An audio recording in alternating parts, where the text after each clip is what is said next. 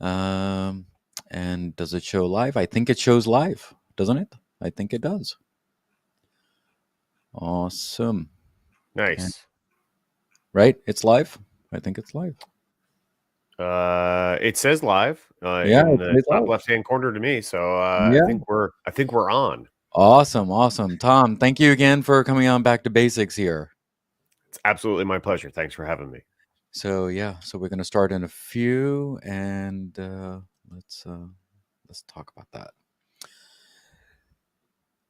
Hi, folks. My name is Girish Bali, the host for Back to Basics, another Back to Basics or another week. Today, we are going to talk to a person regarding photography and videography and designing and marketing and how it's changed over the years. And Tom is a great person. I just spoke with him right before this call. Amazing person to get in touch with and collaborate too at the same time. And this is the first time I'm meeting him too at the same. So, Tom, how are you? And thanks for coming to Back to Basics. I'm doing great, Girish. Thanks for having me. Awesome, awesome. Before we get into the details of this whole topic, what does Back to Basic mean to you? I mean, I think it to me it's a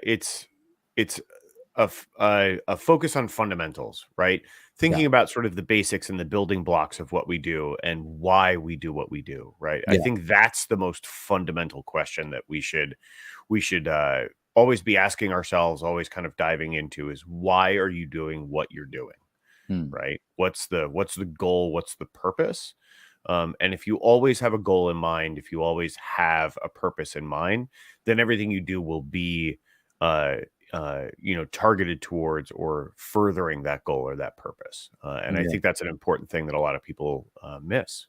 yeah. Absolutely. Thank you again for answering that. And it's a basic question, but it seems people they complicate it too much, and you simplified it in a great way. So thank you again, Tom, for that. My pleasure. So, so Tom, let me ask you this. For a number of years that you have done what you do, and we'll get into the basics of that also, how has it changed over the years? I mean, you've been in the industry for a while now, so what are your thoughts on that? I mean, obviously, we have done film in negatives all the way down to the SD cards and as simple as a hard drive, right? So, how has that changed now? Yeah, I mean, I think overall the biggest industry change, right, in production. I've been in production a little over 20 years now. And I think the biggest change really has been the democratization of content production, Hmm. right? And when I started in the industry, content creation, content production was incredibly expensive at Hmm. all levels, like relatively speaking, obviously, but it was incredibly expensive at all levels. Hmm. And expensive to the point that most businesses had no video content, right? Hmm. Hmm. Most businesses, only the like even the small local businesses that did really well, like only the sort of industry leaders in regional and local businesses Hmm. had maybe a TV commercial, Hmm. right? And then the next tier down was maybe you saw some radio commercials. But beyond that, like the majority of businesses could afford were like some basic photography for products and things like that. A lot of businesses didn't even have websites 20 That's years right. ago, That's right. right? So the democratization of content, the accessibility of it is really the biggest change that I've seen over time. Yeah, yeah. So, when you say expensive back in the days, you're talking cameras or you're talking even light or even uh what are you talking about? More studio or what are you? Excuse me. Apologies. Yeah, I mean, like I'll just give you an idea. When I first started working in television, I came up through the entertainment industry. So when I first started working in television, the cameras that we were using, on average, the least expensive cameras that we used for sort of main cameras for broadcast television cost about $100,000 Hmm. each. Hmm. Okay.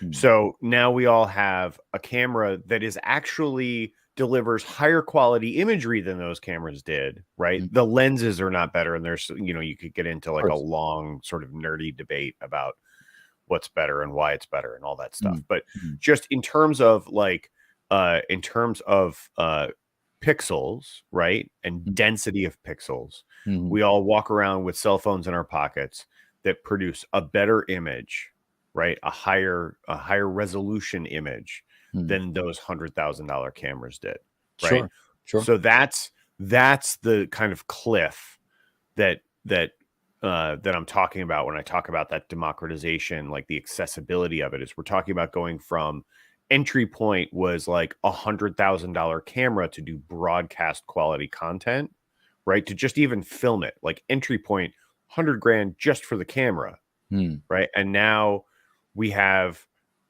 films, television shows, commercial content, user generated content that big brands are using in their advertising and marketing campaigns yeah. that people are creating with their cell phones. Mm. But I was gonna come with about that, but it looks like it seems like everyone is a photographer and a videographer today because Mm. everyone has a phone, right? So no one really That's what they appreciates think. that. So I'm a photographer and videographer, so I know exactly what are the right things and wrong things to do, right? But what are your thoughts on that? I mean, is it more of an angle, more of a light, or more what? So how can we teach people that you are just a digital content creator, not an actual? What are your thoughts on that? Yeah, I mean, so I think my favorite meme that I've seen that kind of addresses this, right? Because everybody thinks they're a photographer, right? Everybody Right. thinks they can create video, Hmm. right? And because they own a camera, right? But owning a tool, like, you don't, if you own a hammer, it doesn't make you a carpenter, That's right. right? If you own, if you own a chef's knife, it doesn't make you a chef, right? If you Hmm. own pots and pans, it doesn't make you a cook, right? If you Hmm. have an oven, it doesn't make you a baker, Hmm. right? So owning the tool doesn't completely ignores, right, the skill set that's developed over time to actually use that tool well, Hmm. right? And my favorite meme is one, and I kind of wish I had it like ready to go to show you, Hmm. but I didn't know you were going to ask me this, so I couldn't. And that's fine. But if anybody looks it up, it's the picture of the top of a camera. And if you think of the top of like an SLR camera, right, which is what a lot of people are familiar with, there's kind of a little dial over to the right hand side. It has a bunch of settings on it, Hmm. and there will be like a P and a T and like a little what looks like a little piece of film that's usually for the video mode, right? There'll be a bunch of different modes on this little Hmm. wheel, Hmm. and then there's an M, right? Which is And the manual. meme is simply the picture of that, the top of the camera with that dial set to the M, Hmm. and all it says is everyone is a photographer until, Hmm. right? You think you're a photographer until you actually have to craft an image, Hmm. right? Hmm. Until you remove the ability for the camera to do all of it for you, and Hmm. you have to actually judiciously apply settings on the camera to control the amount of light coming through the lens and hitting the sensor so that you get a good image. But So yeah, but you can do a manual thing on the phone too, no? I mean, not in the same way, not really. Not in I the mean, same way. the sort of manual mode on a phone is like fake manual mode. It like Okay, lets you do a little bit of stuff, but that's right. it's not, you're not actually manually controlling the aperture, the shutter speed, um, the focal length, any of those kinds of things. Yeah. So yeah. So, yeah, thank you again for that. Now, obviously, I was watching Matrix in the making just recently, uh, Mm, and they were showing that they had. I don't know. I'm just gonna make it up because I really don't know the numbers. So let's say 100 cameras around, just to make Keanu Reeves do the way that scene that he does, right? yeah. So today's world, are we more sophisticated, better now? Do we still need 100 cameras to get that dimension, or what are your thoughts on that? So they would probably nowadays, if you wanted to create that shot in the most efficient way possible, Hmm. you would probably do it using CGI. But in order to recreate that shot, you do need a whole bunch of cameras. Hmm. There's just no way around it. You either need a ton of cameras, or the other way to do it would be to mount a camera on a robotic arm, and they have robotic arms that can move very quickly, very precisely, and very steadily. Hmm. And the other way to do it would be to have a robot mounted single camera that could move so fast that Hmm. could actually make that circuit around the actor, before the act, like while the actor was in the air. Of course, of course. But yeah, I mean, there's a couple of ways mechanically to do it. But then the other way is now CGI is such that you could do uh, uh, an effect like that with CGI, where you had, essentially the head or the face of the actor on a CGI body. Hmm. So let me ask you this. Um, all the classic movies that I've seen, okay, they are certain flaws. Okay. With the direction, the angle, now you see that because that's what it is. And we were not really critical then, I feel. I think we were more on the storytelling. But I've seen certain movies back in the days that they're really spot on. Uh, so do you think that we are still learning, getting better? What are your thoughts on that? I mean, I think it's changing. Like, I think, you know, early instances, like, okay, so I'll go through kind of what my examples are, right? I still think that the effects from the original Star Wars films hold up. Right. Okay. And I think they hold up is the reason I think they hold up is because they were practical effects, right? They were pioneering at the time, right? In the late 70s and early 80s when they created those shots, but they created them using miniatures. The explosions were real, right? They were tiny, but they were real, Hmm. right? So because they did those effects practically, right, Hmm. which means in the real world, and then made them look, like a giant spaceship in Hmm. post production, In post production. um, I think they still hold up. Uh, the Star Wars movies from the 90s, I think a Hmm. lot of the CGI does not hold up. And that's because we're looking at it through a lens of much better CGI, much more realistic CGI now.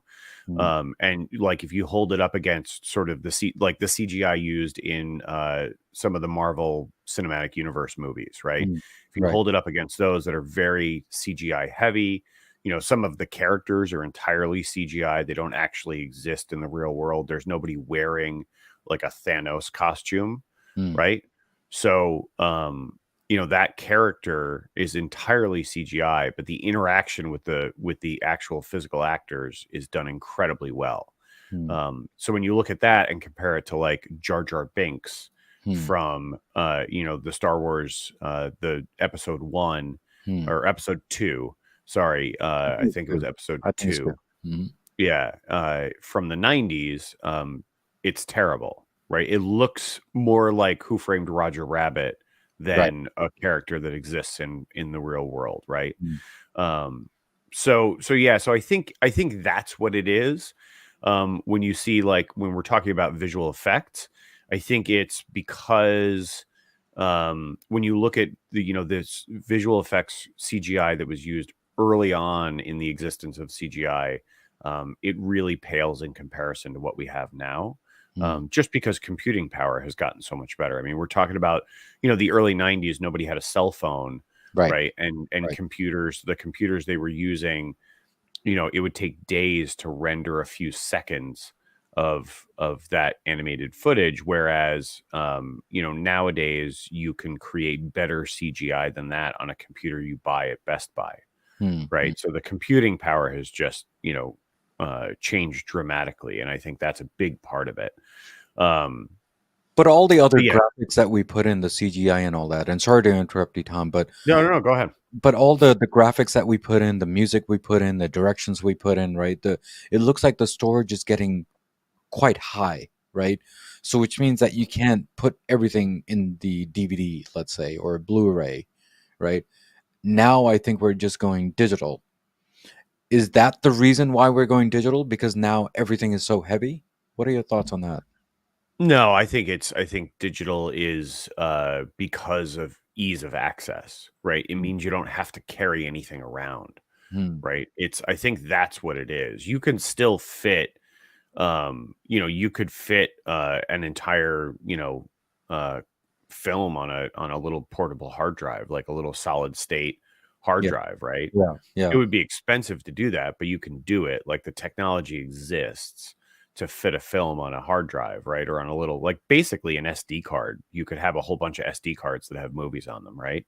Mm. So you could sell, SD cards or something like that, or a USB card that's the equivalent of a DVD, right?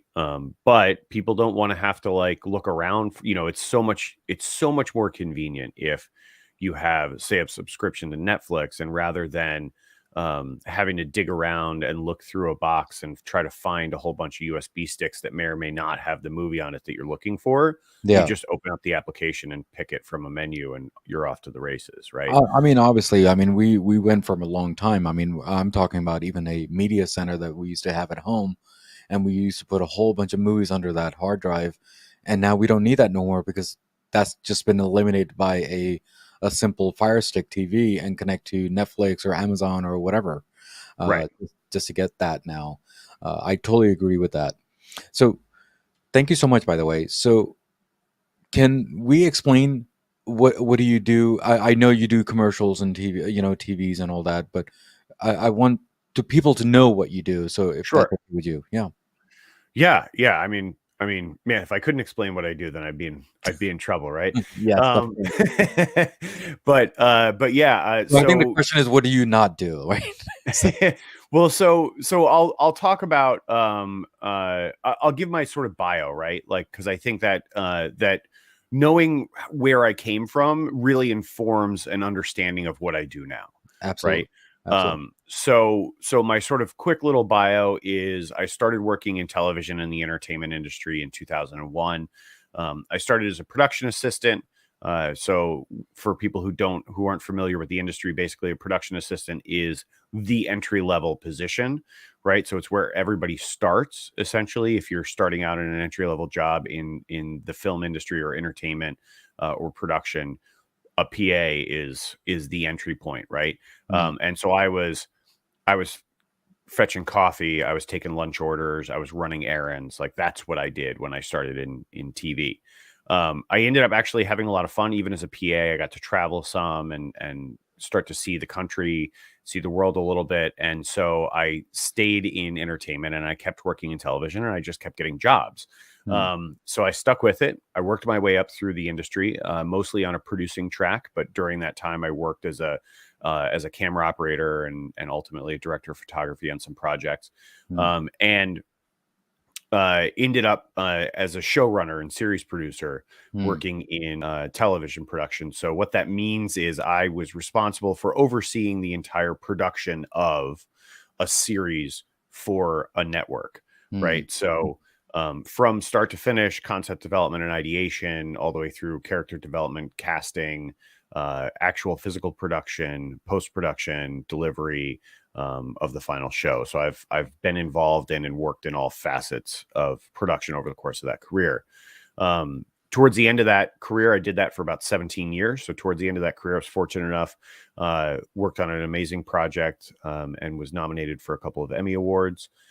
Towards the end of that career, unfortunately, I didn't win. For anybody watching this, there's a shelf behind me that has a couple of cameras on it. You could bet that there would be an Emmy statue on that shelf if I had won the trophy.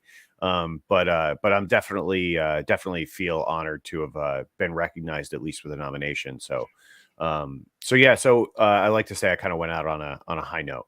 no, of course. Um, I mean, getting an award is one thing, but then being nominated out of what? Out of a what is it, 50 or 100 people around you, and all the movies that come for the year or something like that. That's a big achievement, don't you think, Tom? Yeah, yeah. I mean, there's obviously a lot of people involved in the production industry, tens, if not hundreds of thousands. And to be one of the people that was recognized, with the nomination is definitely an honor for sure, for sure. Yeah, And I'm absolutely, despite the fact that I don't have the trophy, I'm still very proud of that. I do think of that as an accomplishment. of Yeah. course, of course. Um, And so I, for a variety of reasons, one of the main one of which was my travel schedule and how demanding it was over the course of that 17-year career.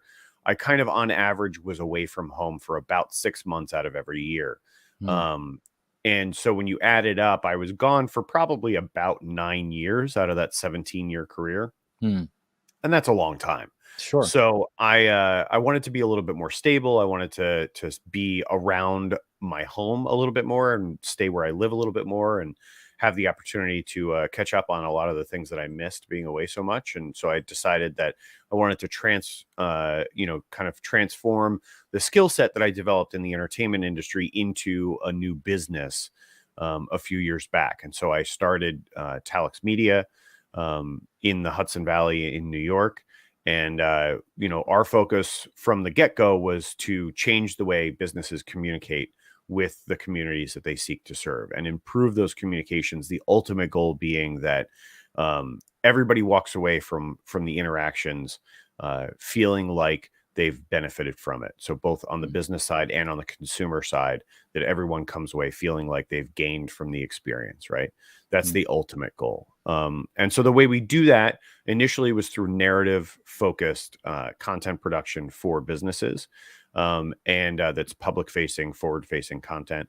And then most recently in December of last year, so just about 6 weeks ago, I launched a new process that I've created called Legendeering that borrows from my experience in the entertainment industry, my experience over the last couple of years learning about marketing for mm. businesses. So some built on some marketing principles. And then my undergraduate degree, I did not study film actually or production. I actually studied psychology. Mm, And so it relies heavily on some psychological precepts and some understanding of human behavior from that background as mm, well. mm, mm. Yeah. So, Tom, thank you again for explaining all the stuff that you do or what you not do. It seems like you do so much, in all these years. So, let me ask you these fun questions, if you don't mind. Uh, Sure. TV or movies? Uh, Personally, um, I probably watch more TV than movies, Mm, more episodic content than film content. mm. Um, but I have a soft spot for both. Is it because we dissect the characters in the TV show versus a movie, which is only 2 hours? I mean, yeah, I was kind of thinking in the back of my mind as I was formulating that answer, I was thinking about it for myself, like why is that? And I think episodic television is for me, it allows the opportunity for a deeper dive into story and character, Mm, as opposed to a film, right? And especially a standalone film. So like I've watched, like I talked about the MCU earlier, and I talked about Star Wars. right. I am definitely a fan of franchises Mm. in the film world, and I think that's because you get to see that character development over Character time. development over time, right? Yeah. I mean, So there's so this yeah. one. I mean, there's this one recently about what is it called? I think Peacemaker, from Suicide Squad, and he gets shot, and now he has a TV show called Peacemaker. So I think people are getting a little creative when it comes to TV shows and dicing the whole character. I mean, obviously we want Walter White, from Breaking Bad, and come a movie on that. And what are your thoughts on that? Yeah, it's interesting. I was actually talking to somebody about this just yesterday. We were talking about how you really have seen in the last, like, really, been in the last like 5 or 7 years Hmm. where you've seen a dramatic uptick. There used to be a real separation, a real delineation between people who were film actors Hmm. and people who were television actors, Of right? course. And there was rarely a crossover, and there was almost never a crossover from film Hmm. to TV. You would see people who like wanted to go from TV to film, but rarely would you see somebody go from film to TV because like film had this cachet and it was seen as like sort of a more premium project, and there was more, theoretically, more money in it for an actor, but there was more prestige, right? And so yeah, so you rarely saw that. But now, and I think a big part of it is because development studios like Netflix and Hulu and Amazon, right, have started putting a lot of money into episodic content That's creation, right. right, Right. to compete with really to compete against each other, but also to have uh, platform content on their platforms that competes with film content or holds up against film content. Because now with platforms like Netflix and Hulu and Amazon Prime Video, you have film content and television content side by side, right? And Yeah. that's the first time that's ever really happened. And so I think in an effort to sort of close the gap between the two, they've dumped a lot of money into episodic content creation. But And then here's another example. Even Disney Plus, if you think about it, the characters in the movies and then the TV show, like for example, the next movie, whatever the next one is going to be, is kind of related to WandaVision. That's just one example. Uh, right. Yeah, I mean, so I kind of think of it this way from a business perspective. yeah, I think of it's very much akin to it's the 21st century's version of action figures, right? right. So like, Star Wars came out, and like one of the things that Steven Spielberg did incredibly well um in the production of those films, and the and George Lucas as well, is they merchandised those movies very well, That's right? right. They That's right. created community around those films, right? That's right. And They so did. Star Wars, right, is not just a film, right? It is a film, it's books, it's fan fiction, And it's right. it's physical goods, it's toys, it's all kinds of things, right? It's an experience at Disney World now, right? Like, so it's all of these things in addition to a film, right? Mm, And so I think this is sort of a natural progression of that kind of thinking, that line of thinking, mm. that you can make a movie, but if you can make a movie and people really love the movie and love the characters, why not give them more of what they Absolutely. like? I totally agree with that. Yeah. Right. So I think episodic content is sort of a 21st century version of an action figure for a film. So I'm gonna ask you a fun question and complicated question, even though that it's back to basics. All right. I'm up to Uh, the challenge. okay, there you go.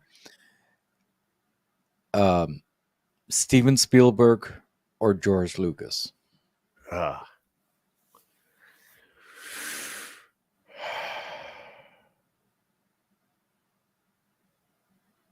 contextually, what's the in just overall, or is there a Well, it's like saying that is Superman better or Batman better. So there's no wrong answer, right? I right. mean, There you isn't, know, it's one of those because both things. of I them mean, are brilliant in both in every different ways, right? yeah.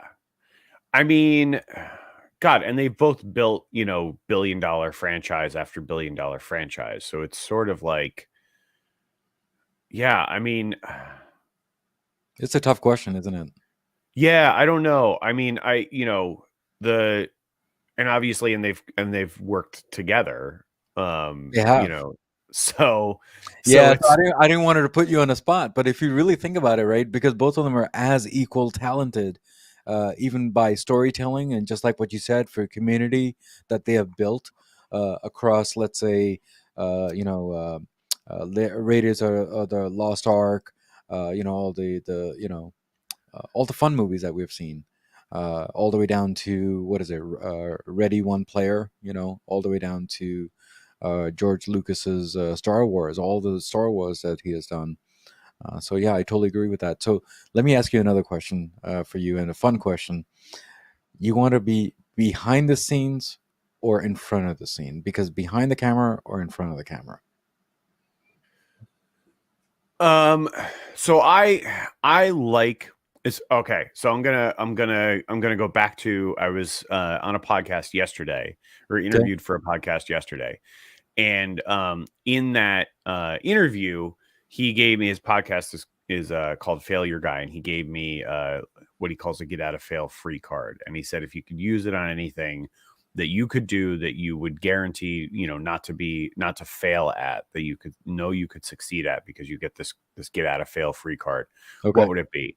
And so I love being behind the camera. I love the creative work that I do, right? That's really what I'm most passionate about.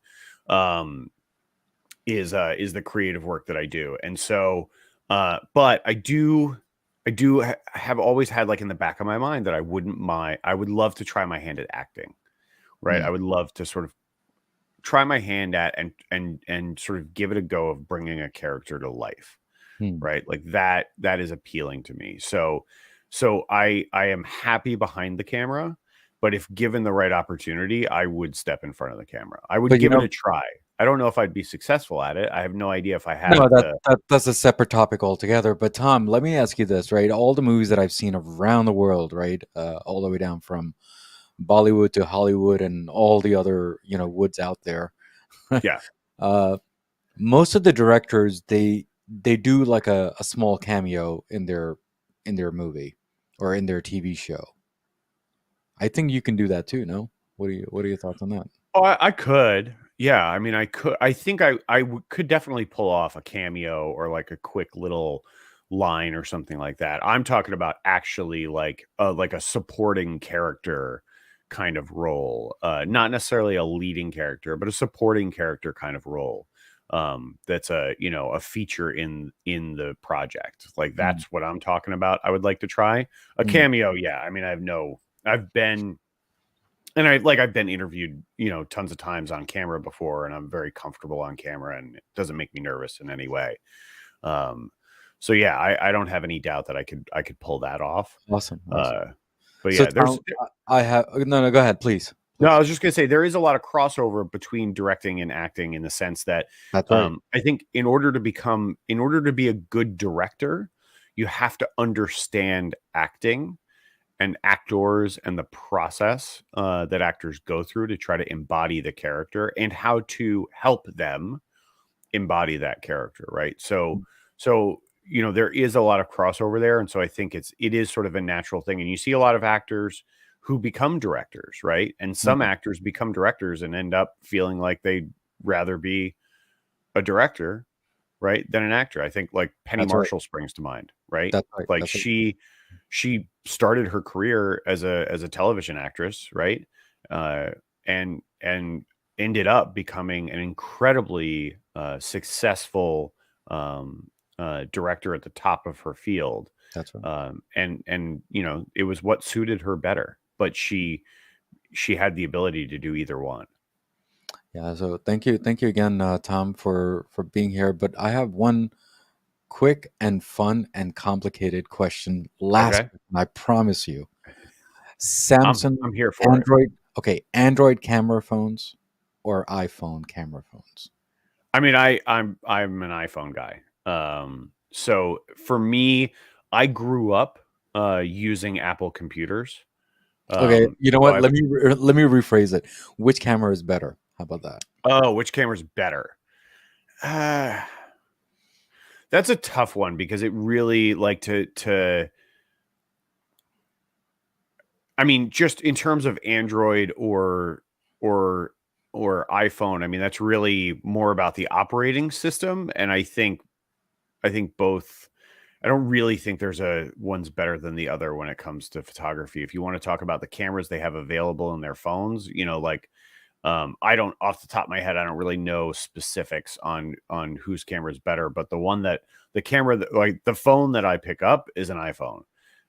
So I mean that's where I would default to. Hmm, Um, I think Android has done some interesting things with the effects hmm, that you can apply using the cameras that they have on their phones. hmm, But then the other side too is iPhone, like with the new iPhone, the ability to adjust your depth of field, right, on the hmm, fly and shift your focus in video hmm, mode, hmm. is actually a practical effect. That's not a That's right. digital effect, right? That's that's So right. they're actually moving the lens to shift the focus and change the depth of field um, in real time. And I think that, like, to me, that's really cool.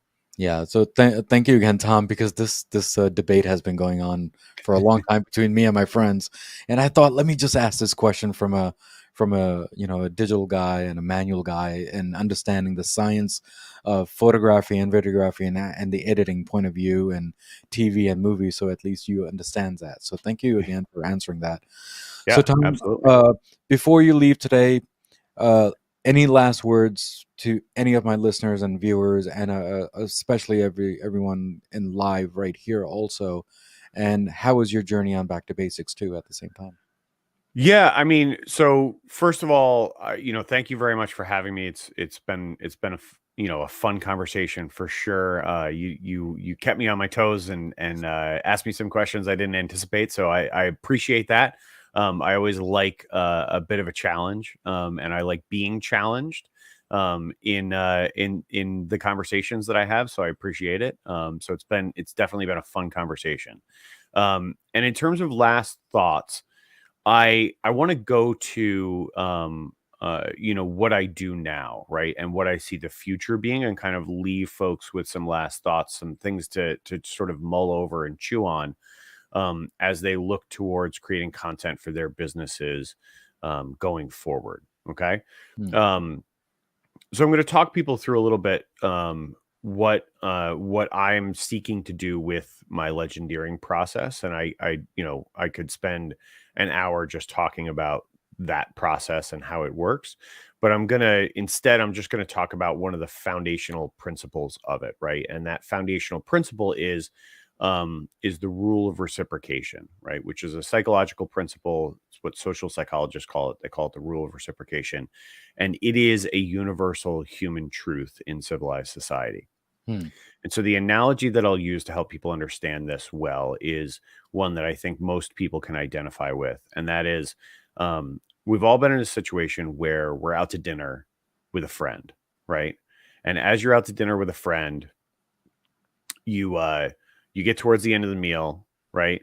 The check comes and your friend gets out their wallet first and they say, "Dinner's on me," Hmm. right?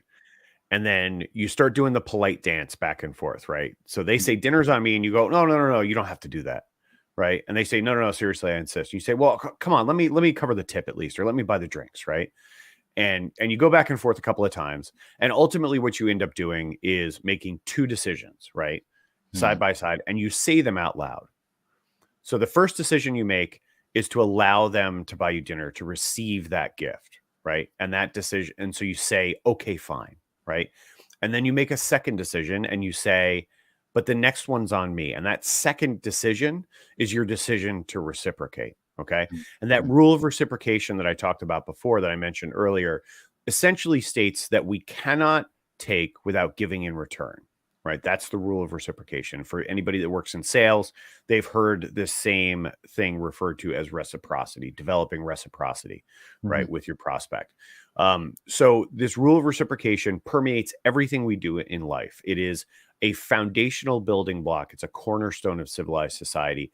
It's the reason why when we're little kids, our parents teach us to say thank you when someone gives us something, because that's how we give gratitude, right? That's what we give in return for what we're receiving, right? We give gratitude. That's how we show Hmm. appreciation. Hmm. So it's why we're taught to say thank you as little kids. It's why when you're walking down the hallway or down the street and a stranger says good morning to you, you say good morning back to them. Hmm. That's because of the rule of reciprocation, right? It's Hmm. because you cannot take without giving in return. Hmm. And so legendeering is all built around what I would encourage people to try to do in their content development for their businesses or their brands, right? Is to lead with value, right? To create content that is specifically designed for your audience. It's not about what you want, it's about what your audience needs and what you can give to your audience, how you can provide value for your audience, just like you're doing with this podcast, right? This Hmm. podcast isn't about you. It's about providing value for the audience listening, right? That's And the right. folks watching this live. That's right. So it's exactly the same idea, right? So think about how you can provide value, right? With no strings attached, how you can offer value to your audience and then brand that offer to your business. So create that content, tie it to your brand, right? And what that does is essentially what you're doing over and over again is you're buying your audience dinner, right? over and over again with the valuable content you're creating for them. And then by branding it to your business, you're creating the opportunity for them to buy you dinner in return. Mm. All right. Makes sense. So my message is, and something I always try to do, and I tell people this all the time, is lead with value, Mm. right? Value first. How can I bring value? How can I add value? That's the first question you should ask yourself. And then everything flows or stems from that. So that's what I would leave everybody with today. And please, if anybody has any questions or wants to explore more or bounce ideas off of me, or find out ways to apply this for themselves, I would encourage everybody to reach out. If you search on social media, you can find me everywhere at Talix Media LLC. That's at TALEX MEDIA LLC, in case you're listening to this and not watching the video. And yeah, reach out to me. I'm always available. I'm happy to talk to anybody about what I do, because I've been doing it for 20 years. I got tons of information bouncing around in my head, and I really enjoy what I do. So I'm always happy to act as a resource for people. So please don't hesitate to reach out. Yeah, Tom, thank you again for coming here and making this brighter for me and my audience and what you share, and I'm glad that I gave you tough questions in the back to basics simple show, because sometimes we do need to challenge ourselves and try to explain to people that it's not an easy choice when it comes to even tough questions. So thank you again for coming here and making this brighter for me. It's my pleasure. Thanks for Thank you. having me. Thank you. So, guys, we spoke with Tom today, and we talked about the basics of, well, we talked about the basics of movies, TV shows, direction, and how it plays out. He loves being in front of the camera, behind the camera. That's what we all talked about, didn't we? But there's one thing that we did definitely talk about. Tom and I are passionate about one thing, which is content. Content is king, no matter where you go. And I think that's what he also said. And as usual, as always, there is a quote of the day from Back to Basics, and hopefully Tom will like that. There is one thing the photography must contain: the humanity of the moment. So, guys, as usual, as always, what do I always say at the end of the episode? Everything in life goes back to basics, and that's what we did today, guys. Guys, take care, God bless, and keep on subscribing, comment all my episodes, because your comments makes a big difference in my life, in my podcast life. And there are three things in every episode, including this one, makes is better, which is content, the guest, and definitely the host. Guys, take care. God bless. And I will see you next week on Back to Basics. And